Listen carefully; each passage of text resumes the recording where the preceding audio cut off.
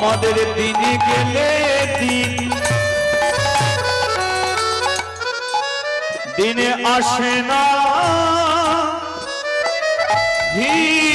ধীরে দিন গেলে আমারটা একটু বাড়বে আসে না ফিরে আমাদের দিন গেলে দিন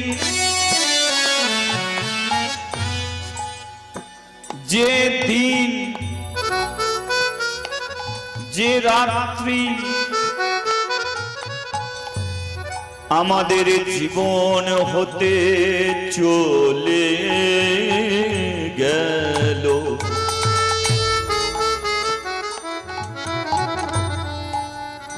এটা তো কোনো দিনের জন্য আর আসবে না ফিরে ওই দেখো কুবের গগনে প্রাণ সূর্য উঠেছিল পশ্চিম গগনে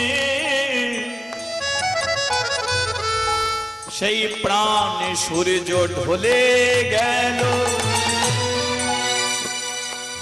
আর কিসের লাগি তোমরা বসে আছো একদিন সবে ছাড়ি আমাদের দিতে হবে পারি সেদিন আমাদের সঙ্গে কেউ তো যাবে না তাই যাবার বেলায় একবার বদন ভরে হরি বলো এমন বলার সময় আর বুঝি আমাদের হবে না রে তাই সময় হতে বদনেতে একবার নিতাই গৌর বলে তোমরা তারে ডাকো একবার নিতাই গৌরী বলে তোমরা তারে ডাকো ওরাই হলো পানির কান্ডারি তোমাকে পারে করাতে আসবে হরি দেখো রাই হলো পারের করি পারি করাতে আসবে হরি তাই সময় হতে বদনেতে প্রাণ ভরে তারি ডাকো হরি সময় থাকতে বদনেতে প্রাণ ভরে তারে ডাকো এমন জনম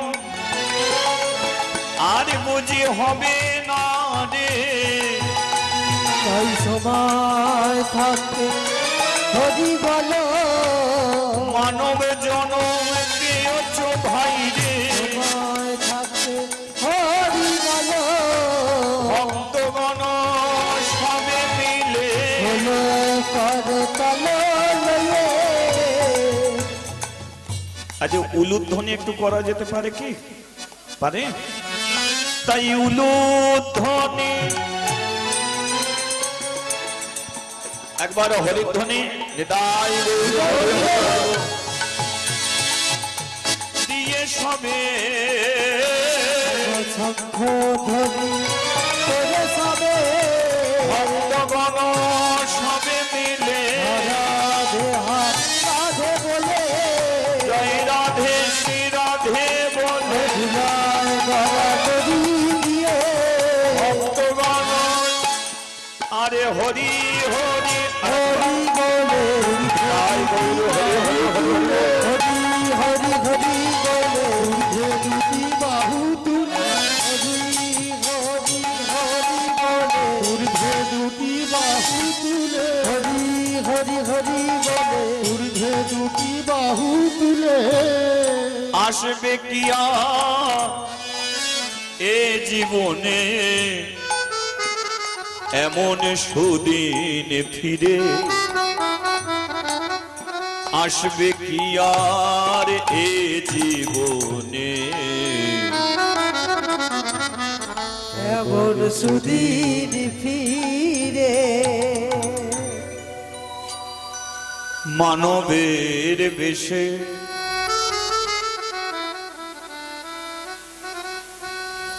মানুষের দেশে এ মানব ভরা সমাজের মাঝে প্রভু জগৎ জীবের দ্বারে দ্বারে বিলাইল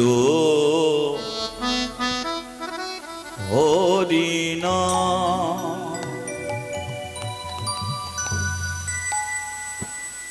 খুবই ভালো লাগছে, ছোট্ট জায়গার মধ্যে একটা ভক্তের সমাগম, অতি মধুর একটা পরিবেশ। আপনারা এসে উপস্থিত হয়েছেন। অনেকে বলে মানুষের সময় নেই, কিন্তু সত্যি কি সময় নেই? মানুষ অজুহাত দেখায়। দেখবেন অনেকে আছে, ভাই একটু অমুক জায়গায় যাবি, কোনো কাজ নেই তবু অজুহাত দেখিয়ে দেয়, না বাড়িতে বড় কাজ আছে যেতে পারবো না। এটা হচ্ছে অজুহাত। কিন্তু এখন মনে হচ্ছে মানুষের সময় আছে। সময় যদি না থাকতো তাহলে শীতের রাত্রিতে এমন ভক্ত এসে পরিবাসরে বসতো না। মানুষ আস্তে আস্তে তো এগিয়ে আসছে এই পথে, কারণ আসতেই হবে। অর্কেস্ট্রা, ধামাকা, ফাংশন অনেক কিছুই হতো, কিন্তু এখন যে কোনো অনুষ্ঠানে, যে কোনো উপলক্ষে হরিনাম চলে এসেছে। যেখানেই কীর্তন করতে যাই, যত বড়ই প্যান্ডেল হোক না কেন, সে প্যান্ডেল আর প্যান্ডেল থাকে না, সেগুলোকে খুলে দিতে হয়। এদিকে বোঝা যায় যে আজ থেকে 536 বছর আগে মহাপ্রভু একটা ভবিষ্যৎবাণী করে গিয়েছিল।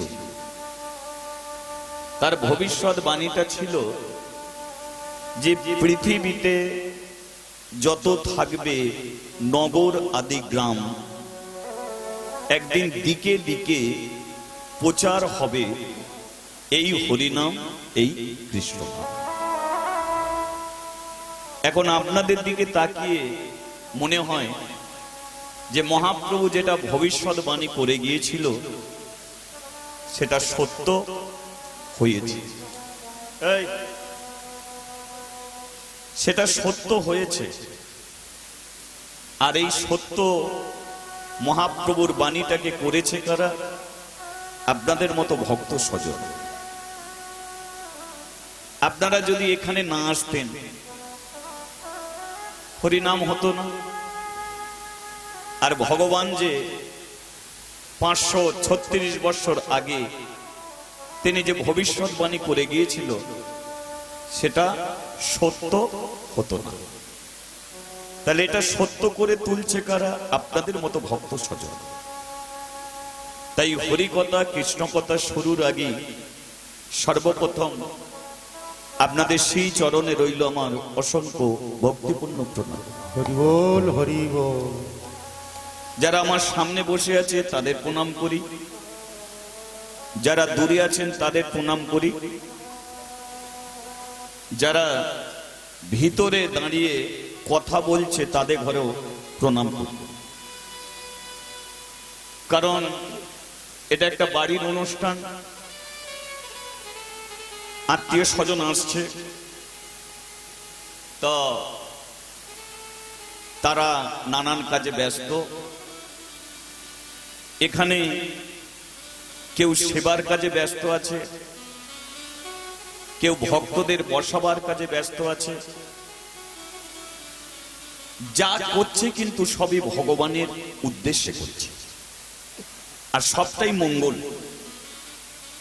কেউ যদি সেবা না দিতে পারে, 5টা ভক্তকে যদি সেবার আসনে বসিয়ে দেয়, সেটাও কিন্তু ভগবানের কৃপা তার প্রতি হবে।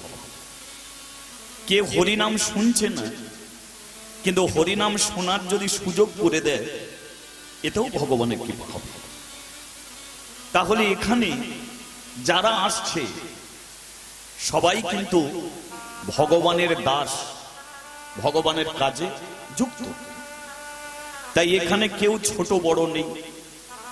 কথা বলছে, প্রয়োজনে আছে বলছে, তবে অপ্রয়োজনে যদি কেউ কথা বলে, তাহলে তো তার অপরাধের বোঝা তাকে নিতে হবে, আমায় নয়।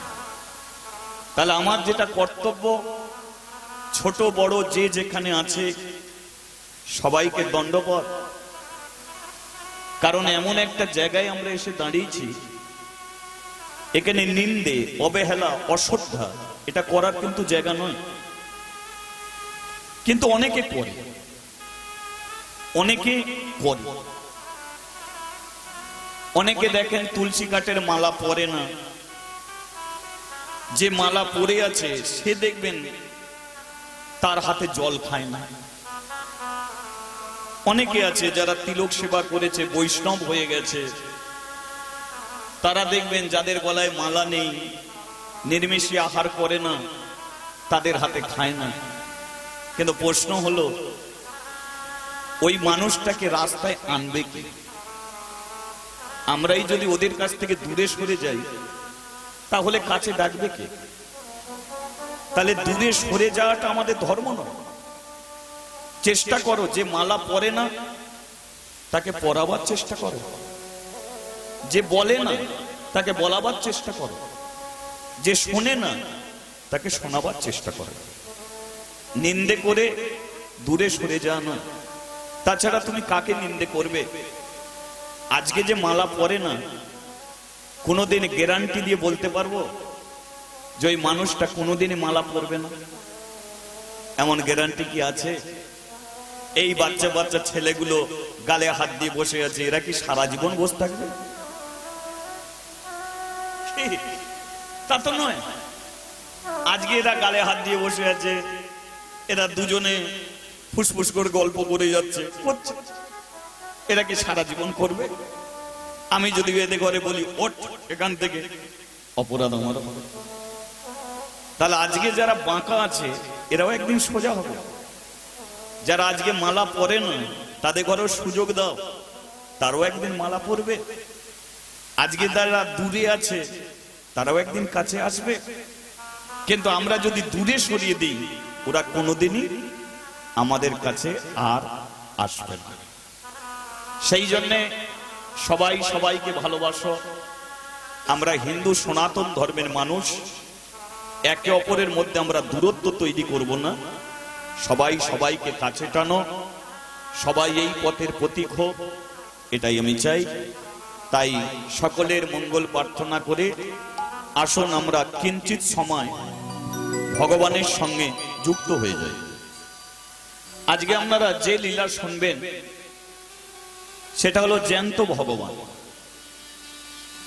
জ্যান্ত ভগবান। আপনার ঘরে যে ভগবান আছে তাকে আপনি খেতে দেন, ও খায় না। তার সঙ্গে আপনি কথা বলেন, কিন্তু এই কলিযুগী জ্যান্ত ভগবান আছে এক জায়গায়।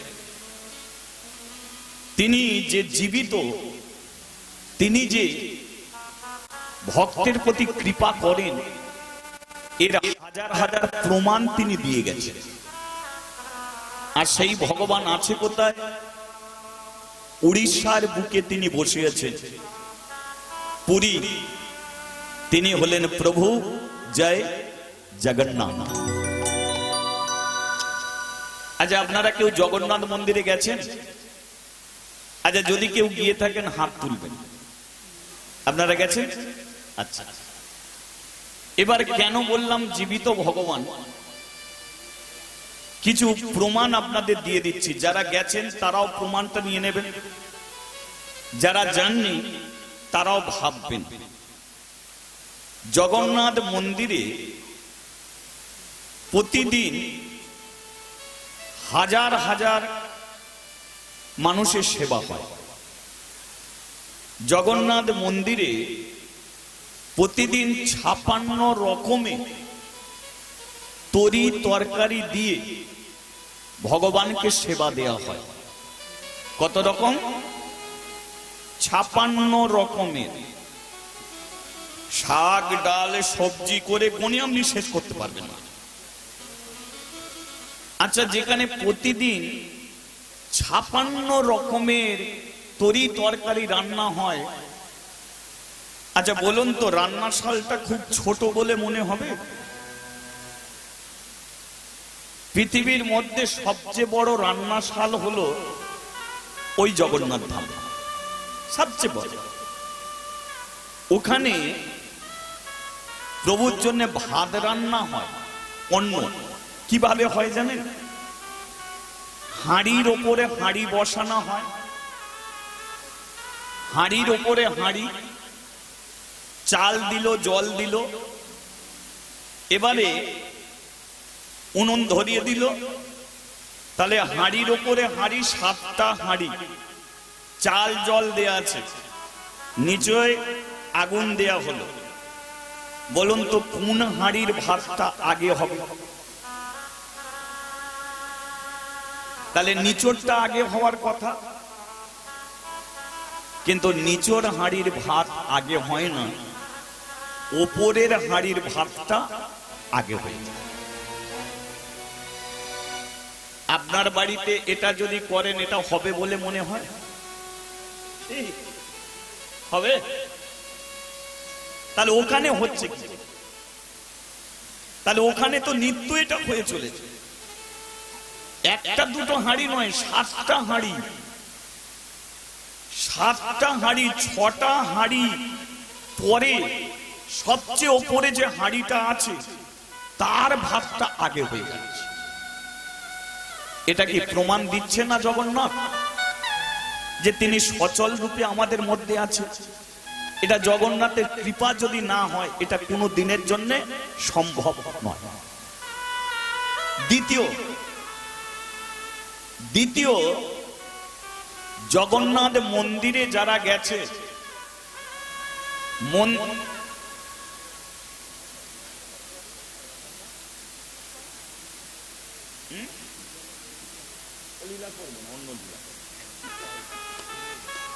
জগন্নাথ মন্দিরে যারা গেছে, জগন্নাথের চূড়া প্রতিদিন ধ্বজা উত্তোলন করা হয়। ধ্বজা উত্তোলন করা হয় একটা কাপড়। আচ্ছা, বাতাস যেদিকে যাবে বইবে, মানে দক্ষিণ দিক দিয়ে যদি বাতাস বয়, তাহলে কাপড় কোন দিক দিয়ে উড়ে যাবে? উত্তরের দিকে উড়ে যাবে বাতাসের ফেলে। কিন্তু দক্ষিণ দিকে যদি বাতাস বয়, কাপড়টা উত্তর দিকে ওড়ে না, সেটা দক্ষিণ দিকে উঠতে থাকে। এগুলো হচ্ছে প্রমাণ। তৃতীয় কি? তৃতীয় লক্ষ্য করে দেখুন, এই যে আমাদের শরীরে যে প্রাণ, আস্তে আস্তে আস্তে, কথা নয়, হ্যাঁ,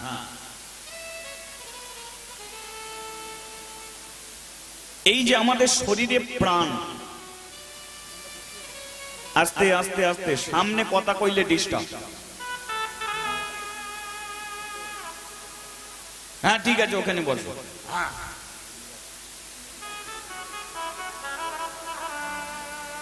আমাদের শরীরে যে প্রাণ, এগুলোকে জানবেন, যেটা প্রতিদিন শব্দ দেয়, শব্দ প্রতিদিন শব্দ দিচ্ছে, সেই প্রাণ, সেটা আমাদের বুকের মধ্যে থাকে। কান পাত দিয়ে একটা ঢেপ ঢেপ ঢেপ ঢেপ করে শব্দ চলছে। ওই শব্দ যতদিন পাবে ততদিন তুমি আছো। ওই শব্দ যেদিনকে বন্ধ, তোমারও সাউন্ড বন্ধ। ওটা হচ্ছে প্রাণ। কিন্তু ওই প্রাণ শরীরের কোন দিকে থাকে? এই বক্ষ মাছ প্রাণ কোন দিকে থাকে? ডান দিকে থাকে না বাঁ দিকে থাকে? ডান দিকে থাকে না বাঁ দিকে থাকে? বাঁ দিকে সেই প্রাণ থাকে। হার্ট ওটা বাঁ দিকে। এটা হচ্ছে প্রাণ। এটা আছে, তুমি আছো। এটা থাকবে না, তুমি থাকবে না। সেই জন্যে দাদা ভাই লক্ষ্য করে দেখবেন, ছেলেরা যখন জামা পরে, জামার পকেট কোন দিকে হয় বলুন তো? ডান দিকে হয় না বাঁ দিকে হয়? জামার পকেট ডান দিকে থাকে না বাঁ দিকে থাকে? কেন জানেন? তুমি ভগবানকে বিশ্বাস করো না, ভগবানকে তুমি মানো না, কিন্তু তুমি নিজের অজান্তেই ভগবানকে প্রত্যেকদিন তুমি স্পর্শ করো, তুমি নিজেই জানো। তাহলে বাঁদিকে ভগবান বসে আছে, জামার পকেট করে দিয়েছে বাঁদিকে। তাহলে তুমি নিজের অজান্তে পকেটে হাত দিচ্ছ, মানে ভগবানের চরণ তুমি স্পর্শ করছো। সেই জন্য পৃথিবীতে কোনো মানুষ ভগবান ছাড়া বাঁচে না। সিস্টেম করে দিয়েছে, তুই ভগবানকে মানবি না, দেখ নিজের অজান্তেই তুই ভগবানের চরণ তুই প্রতিদিন ধরে যাচ্ছিস। এবার এই যে প্রাণ আজও পর্যন্ত শব্দ দিয়ে যাচ্ছে কোথায়? প্রভু জগন্নাথের হৃদয়ে মাঝে। জগন্নাথ কিসের মূর্তি? সোনার মূর্তি তো। সোনার না কাঠের? হ্যাঁ, যাও না বলে কি শোনোনি? কাঠের মূর্তি। কিন্তু কাঠের মধ্যে প্রাণ শব্দ দিয়ে যাচ্ছে। এই দেখুন, 12 বছর ছাড়া ওই জগন্নাথ কাঠের পরিবর্তন করে নতুন করে আবার মূর্তি তৈরি করে। 12 বছর ছাড়া আবার নতুন করে মূর্তি তৈরি হয়। তাহলে মূর্তি তৈরি হলো, কিন্তু জগন্নাথের সামনের দিকে ভক্তরা দেখে, পেছনটা দেখে না। পিছন দিকে বড় একটা ছিদ্র আছে।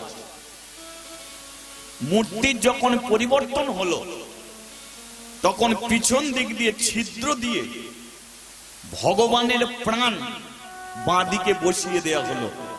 ওটা এখনো শব্দ দেয়। ওটা কোন ভগবান? দাপরের শ্রীকৃষ্ণ। কৃষ্ণ তিনি যখন জরাবেদের হাতে মৃত্যুকে বরণ করলো, তার শরীরটাকে পোড়ানো হচ্ছিল প্রভাসের তীরে। চন্দন কাঠ দিয়ে পোড়ানো হচ্ছে কৃষ্ণ শরীর। হঠাৎ আগুনের মাঝখান থেকে একটা নীল রকমের একটা বস্তু, সেটা আগুন থেকে বেরিয়ে, লক্ষ্য করুন, আগুন থেকে বেরিয়ে এলো। ভীমের চোখে সেটা পড়লো। ভীম 80 মণ গদা দিয়ে সেটাকে ভাঙতে গেল, ভাঙলো না। সেটাকে আগুনে ফেলে দিল, পুড়লো না। আগুনে ফেললো, পুড়লো না। সেটা কি হলো? আগুন থেকে বেরিয়ে জলে এসে পড়লো। জলে এসে পড়লো, ওটাই হলো ভগবানের প্রাণ, যেটা পোড়ানো গেল না, জলে এসে পড়লো। আচ্ছা, এবারে যে পোড়ানো কাঠ, লক্ষ্য করো, সব কাঠ তো পুড়ে যায় না, কিছু আধ পোড়া কাঠ সেটা ভাসতে শুরু করলো। পুড়িয়ে দেবার পরে কাঠগুলোকে তো ভাসিয়ে দেয়, তাই না? তাহলে কাঠকে ভাসানো হলো প্রভাসের জল। ওই নীল বর্ণটা ভাসতে ভাসতে একটা গুহার মধ্যে চলে এলো, আর সেই গুহাতে এক নিজ জাতির এক ঋষি, তিনি ওটাকে নিয়ে গোপনে পুজো করতে শুরু করলো। জগন্নাথের আসল নাম কি? আমরা জগন্নাথ বলে জানি, কিন্তু ওর আসল নাম হলো নীল মাধব। নীল মাধব, ওই যে নীল বর্ণ বিশ্বাবসু ঋষি, তিনি জানলো এটাই ভগবান, গোপনে পুজো করতে লাগলো। উড়িষ্যার রাজা ইন্দ্রদুগ্নকে স্বপ্ন দিল যে আমি গোপনে পূজা পাচ্ছি, আমি জগতে সবার পূজা পেতে চাই, আমাকে উদ্ধার করো। রাজা ইন্দ্রদুগ্ন 13 জন ব্রাহ্মণকে ওই নীলমাধবের সন্ধানে পাঠালো। 12 জন ফিরে এলো, একজন সন্ধান পেল, যার নাম হলো বিদ্যাবতী। সেই বিদ্যাবতী নিয়ে এলো। মূর্তি হবে কি করে? স্বপ্ন দিল রাজাকে, কাঠ ভেসে ভেসে আসছে, দেখো ওই কাঠ থেকে আমার মূর্তি হবে, যেটা ভগবানকে পোড়ানো হয়েছিল, যে কাঠ ভাসতে ভাসতে এলো। সেই কাঠটাকে তুলে বিশ্বকর্মার দ্বারা প্রতিষ্ঠিত করলো পুরী ধামে, মূর্তি তৈরি হলো। এবার ওই নীল মাধব ভগবানের প্রাণ, ওই যে পিছন দিয়ে ছিদ্র, সেই ছিদ্রর দ্বারা ওই কাঠের মধ্যে প্রবেশ করিয়ে দিল। সেই থেকে আজও পর্যন্ত কলি যুগে জ্যান্ত ভগবান রূপে রয়ে গেল প্রভু জয় জগন্নাথ। 12 বছর ছাড়া। এবার লক্ষ্য করুন, কথিত শোনা যায় ওই যে ভগবানের প্রাণ যে প্রবেশ করালো, যে প্রাণ প্রতিষ্ঠিত করলো, 1.5 মাসের মধ্যে সে মারা যায়। 1.5 মাসের মধ্যে মারা যায়। কিন্তু ওই মৃত্যুকে বরণ করার জন্যেও হাজার হাজার মানুষ লাইন দিয়ে আছে। সবচেয়ে বড় কথা, প্রত্যেকে মানুষকে মরতে হবে, কিন্তু ভগবানের প্রাণকে স্পর্শ করা মানে মৃত্যুর পরে সে ভগবানের কাছে পৌঁছে যাবেই যাবে। এই হচ্ছে জ্যান্ত ভগবান। একে কি করে পাওয়া যায়? এ আমাদের জন্য, ভক্তের জন্য কি করে? একটা ভক্তের মাধ্যমে আপনারা শুনবেন, আর সেই ভক্তটার নাম হলো ভক্ত মাদ্রি, ভক্তিমতী মেয়ে মাদ্রি। এই মাদ্রির কথা আপনারা শুনবেন। প্রভু জগন্নাথের কৃপা কিভাবে ভক্তদের প্রতি হয় আপনারা জানবেন। তাই আসুন আজ আমরা লীলা সাধন করব ভক্ত মাদ্রি দেবীর জগন্নাথ দর্শন। বলি একবার জগন্নাথ দেব কি জয়, বলরাম জি কি জয়, সুভদ্রা মাই জি কি জয়। দাই গৌরী প্রেমানন্দে হরি বল হরি বল হরি বল হরি বল হরি বল। জয় নিতাই। আচ্ছা, 12 মাসের মধ্যে ব্রত মাস কোনটাকে বলে? কার্তিক মাস, তাই না? কার্তিক মাসে বাড়ি বাড়ি ভাগবত পাঠ শ্রবণ করানো হয়, হয়তো। তো এক বাড়িতে ওই কার্তিক মাসে ভাগবত পাঠ হচ্ছে, ভক্তরা এসে বসেছে, সেই ভাগবত পাঠ শ্রবণ করাচ্ছে পাঠক ঠাকুর। এবার ভাগবত পাঠ যখন শুরু হচ্ছে, পাঠক ঠাকুর বলল এই ভাগবত পাঠ শ্রবণ করবে, করার আগে সবাই মিলে একবার ভগবানের নামে জয়ধ্বনি করো।